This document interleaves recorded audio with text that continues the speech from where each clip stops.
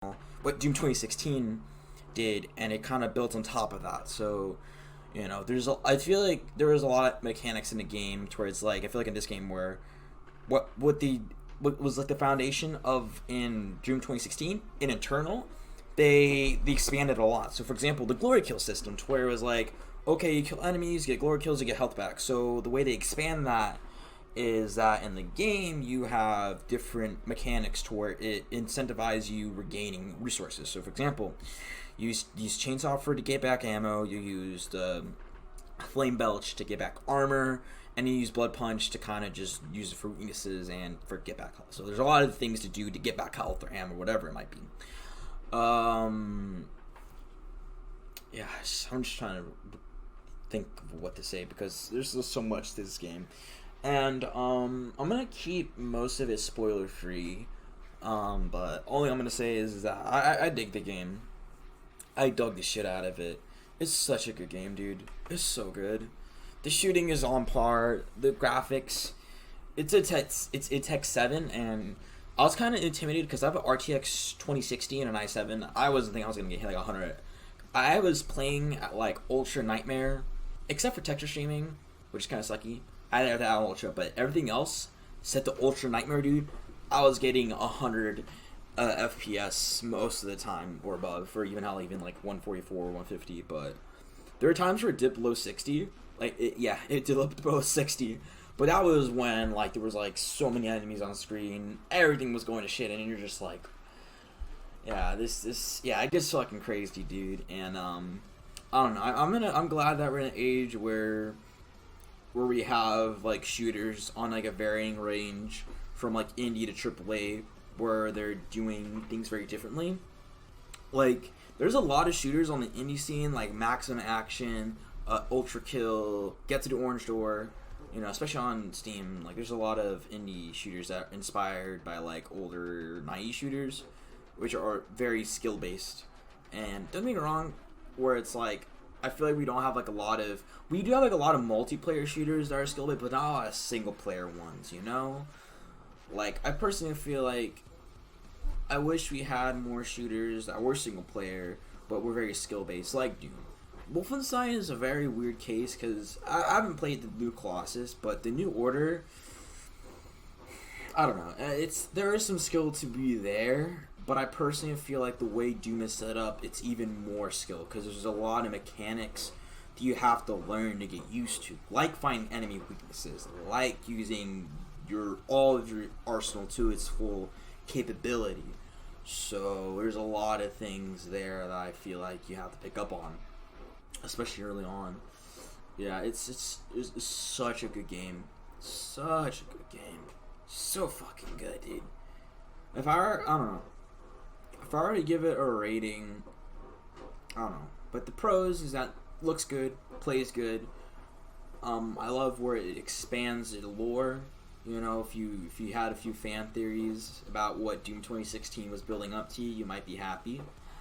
But and I just love how it just takes what Doom 2016 set up in terms of the lore, mechanics, gameplay, visuals, everything. Even the music is fucking awesome, dude. I'm playing, dude. As you can hear in the background, this fucking soundtrack is hype.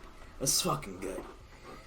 But yeah, dude, it's so fucking good, dude. It's so fucking good. Any flaws? There's a couple flaws. If these didn't exist, it'd probably be a 10 out of 10. I'll be honest, but they exist, and I have to address them. The biggest one, this may be a spoiler, but one enemy in the game, they're Marauders. You encounter these, I believe, like a little bit ways into the game, and they're interesting fellow. But I personally think that they're one of the most cheap enemies in the game. They are so cheap, and I think that they just, I don't know, in my personal opinion, they really I feel like when they show up, it kind of hinders the game's combat because I feel like it breaks the rules of what the game has been teaching all throughout, which is exploiting enemies' weaknesses. and I feel like with enemy like Marauder, there's no weakness to exploit. It's all about timing your shotgun or whatever weapon you use when the eye turns green. But the thing is, it only turns green when you're in a certain range. So, and the thing is, the game, especially when you're constantly moving, I feel like the AI has a hard time figuring out whether you're close range, long range, or mid range. Because usually when you're mid range, that's when it goes for like that's when the eyes start to glow, and that's when you can attack. But since you're moving so fast, it's hard for the AI to really pinpoint where you are. So it, like, sometimes, I don't know. I personally, like, Marauders are so hard to deal with in this game.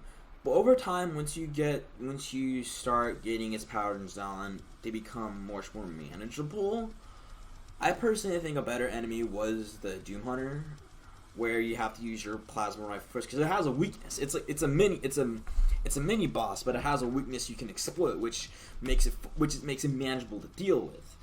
But the Marauder doesn't, and especially when it gets thrown in the middle of an arena when you're already dealing with fucking cyber demons, tyrants, mancubuses, so many different enemies just getting thrown out. You Archviles, dude, those, bro.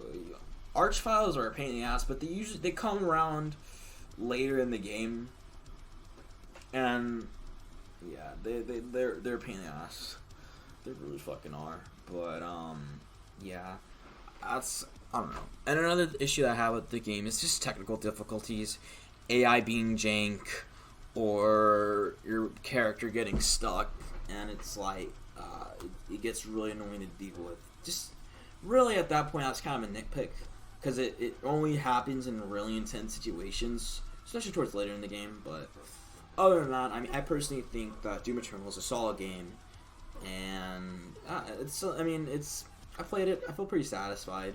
You know, I feel like there's a lot of things that it's one of those games where you play it and you get what you pay for. You know, if you like Doom 2016, you're gonna like this one. It's a solid game. You know, there's nothing really much to it. It's not like.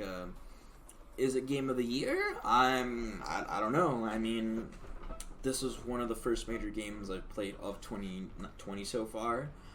I don't know. I think the next games I might play maybe I don't know. It's definitely, I don't know. I'm kind of contemplating playing RE3 remake. I don't know, but Final Fantasy VII remake is for sure gonna be played. But other than that, I mean, right now, Doom Eternal is such a solid game. It's a solid game. I recommend. If I were to rate it, I'll give it a solid 8 out of 10. Mainly being, its only drawbacks being Marauders and some technical difficulties. But other than that, it's a solid game through and through. It's over 12 to 15 hours long, depending what difficulty you play on. Because I played on Hurt Me Plenty, which is the more moderate difficulty. But I know a lot of people like to play on Ultra Violent or Ultra Nightmare or whatever. Yeah, I recommend playing on Hurt Me Plenty. And even then, that game, it's still fucking hard. This is a challenging game on the medium difficulty, and yeah, you're gonna get your money's worth if you dig challenges. And I mean, I understand it's a meme, but honestly, I personally feel like Doom Eternal is like the Dark Souls of FPSs. I stick by the same. It is the Dark Souls because it's difficult, but there's a lot of things you have to learn in order to get better in the game, and the game rewards you for learning the game's meta and all the things it offers. You know, it rewards you for actually taking full advantage of what the game offers you. So yeah, that's all I have to say. Pick it up, 10 out of 10 IGN, whatever. No, still. All right, that's been me. My name's Zenodo. You guys have a good night, and I gotta get some fucking sleep, dude. I gotta get some sleep. Good night.